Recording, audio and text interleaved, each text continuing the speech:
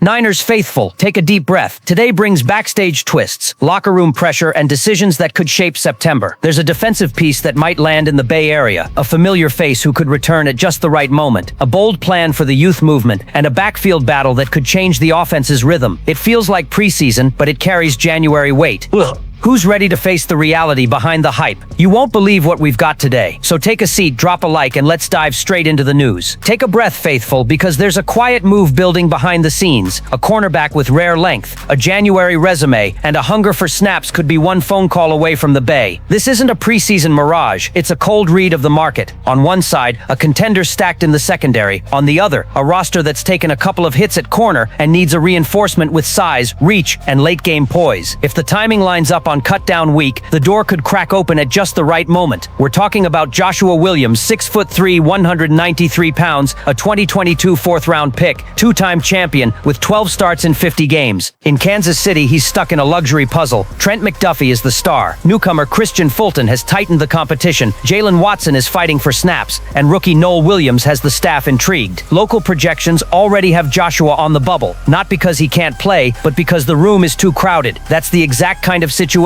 where a surplus asset becomes trade currency before cut-down waves hit. From Santa Clara's side, the math is simple. Trey Brown landed on injured reserve this week, and Jacob Robinson suffered a forearm injury in the preseason finale. Translation: the rotation on the boundary is exposed and needs someone with length to challenge jump balls and with playoff reps to stay calm on third down. Williams checks that box, plus immediate special teams value and versatility in zone flash looks as a CB3, CB4 without blowing up the plan. From a cost and draft capital standpoint, a low-risk deal makes sense. Think a conditional day 3 pick that keeps flexibility for the trade deadline. The market has already floated win-win concepts with Joshua. The Chiefs monetize a surplus. The 49ers fortify the perimeter and preserve ammo. Short-term team control lets you evaluate without tying up 2026. The fan base smells it coming. Some want aggression. Do it now. Don't wait for another injury. Others ask, if he's on the bubble there, why pay anything? The answer is timing. The natural flow is to watch KC's 53, and if there's daylight, call before a line forms. The staff will weigh tape, big game history, and special teams impact. If the price stays right, the move is obvious. Sure, there are calculated risks, terminology, chemistry in the DB room, technique tweaks within the Wilkes-Ryan's defensive lineage that's evolved over the years, but need and opportunity point the same way. If the Chiefs truly open the door, San Francisco profiles as a logical suitor for a low-cost flyer, and that wasn't even the most surprising part of the day. In the short term, the gain is situational. Red zone, 2-minute, third and long, cutting down explosives outside and letting the rush get home with 4. In an NFC West with DK Metcalf and Puka Nacua, inches matter. Williams brings exactly that. Long arms, leverage, and competitiveness to the whistle.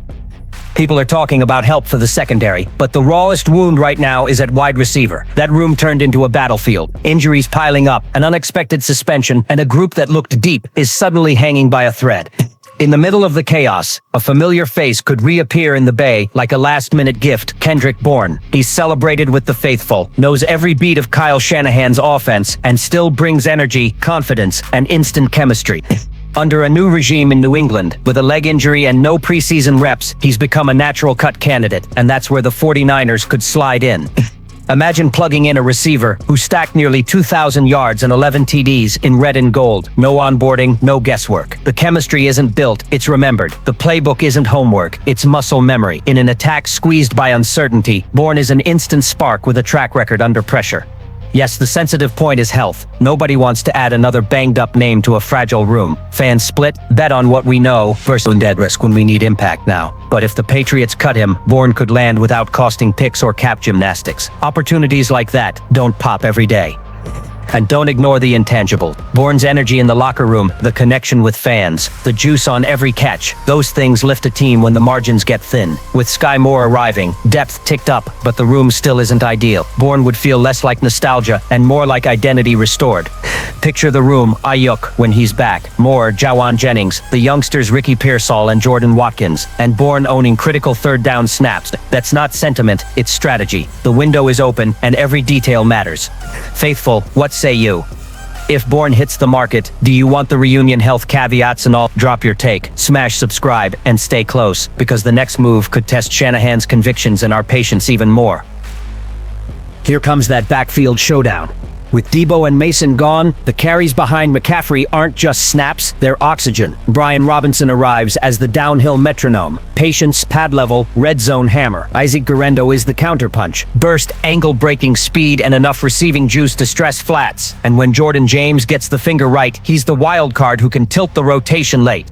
This is where Shanahan's rookies need reps ethos collides with January math. Robinson offers certainty on 1st and 10 and 3rd and 2. Guerendo offers explosives that flip fields. CMC is the engine, but he needs a governor. If the staff nails the split 10 to 12 hard carries for Robinson, 6 to 8 touches plus screens for Guerendo, selective CMC overloads, the offense keeps its teeth without grinding its star down. The tells to what pass pro and obvious pressure looks. Who stones the nickel fire? Ball security in the 4-minute drill. And the Shanahan trust metric. Who gets the first series after a turnover? Win those. And RB2 isn't a number, it's a job title. Culture matters here too. Robinson's steady temperament calms a huddle. Guerendo's spark lifts it. Blend both and you protect Purdy, control tempo and keep the play-action menu wide open, while the receiver room heals. Miss the blend, and CMC carries the tax bill again. So faithful, the choice isn't vet versus kid, it's profile versus profile. Grind and shorten games with Robinson, chase explosives and stress safeties with Guerendo, or lean into the committee and force defenses to declare their hand. Your move. Because if 2025 is the year Shanahan truly embraces rookie risk on offense, the backfield is the proof of concept, and the difference between survive and dictate.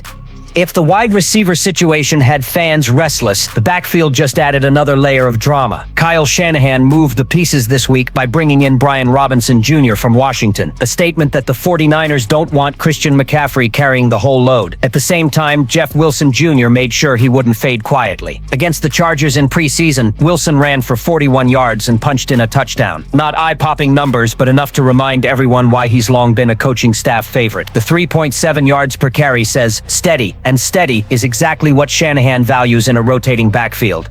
Across from him, Robinson arrived with the official backup label. Shanahan said it straight after the game. We brought him here to be our number 2. I've always liked him since college. The chance to get him now was perfect. That sounds decisive, but it doesn't close the door on Wilson's path. The dilemma is a numbers game. McCaffrey is the alpha, Robinson is the primary backup. Guerendo and Jordan James battling for roles, and Wilson proving he can still be trusted. Carrying 5 running backs on the 53 isn't common, but with a crisis at receiver, Shanahan might trim WR depth and lean on a heavier run rotation.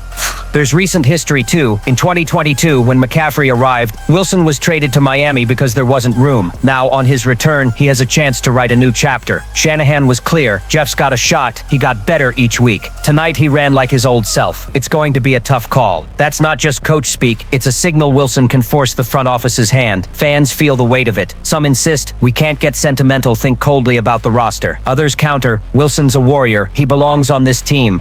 And there's more. Jordan James is still week to week with a fractured finger, a window Wilson needs. If James opens the season on an injury list, Wilson's path clears almost automatically. If James is ready, the rope tightens. This backfield battle mirrors what it means to be a 49er. Competition to the last snap, no comfort zones allowed.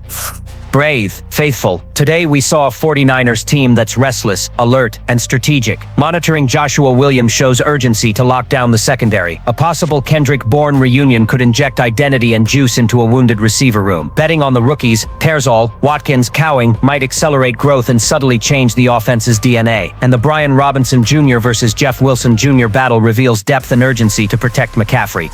January starts now. Every snap builds culture and wins. Which move would you make first? Shore up the perimeter, find the right receiver, or double down on youth? Drop a comment, hit like, and subscribe for more daily 49ers coverage.